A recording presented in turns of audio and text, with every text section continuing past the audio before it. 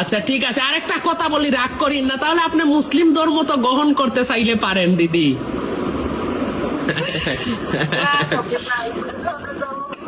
সেইটাই পালন করবো।